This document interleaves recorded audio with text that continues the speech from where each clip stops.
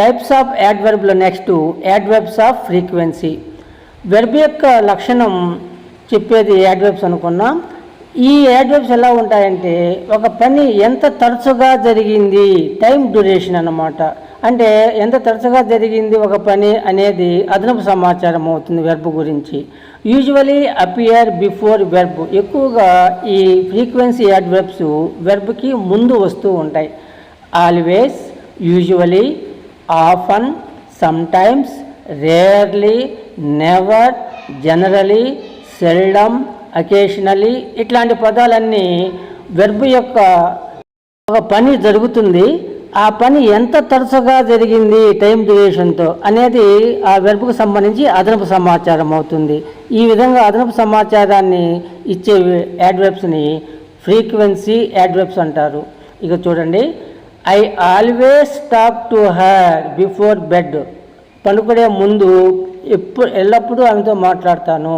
Always మాట్లాడతాను. Talk అనేది verb, ఎల్లప్పుడూ మాట్లాడతాను. ఆల్వేస్ అనేది frequency adverb. Rajani usually sings folk songs.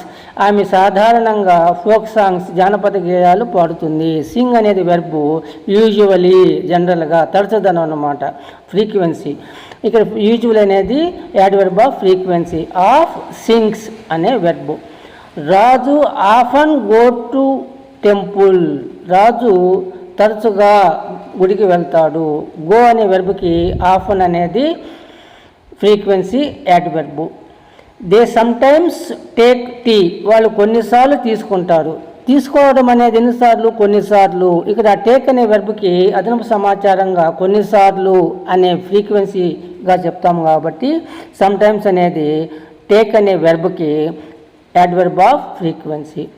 We never eat street food. మేము ఎప్పుడూ స్ట్రీట్ ఫుడ్ తినము. ఈట్ అనే వెర్బ్కి నెవర్ అనేది frequency adverb. I seldom watch TV. నేను తరచుగా టీవీ చూస్తాను, అప్పుడప్పుడు చూస్తాను, వీలున్నప్పుడల్లా చూస్తుంటాను.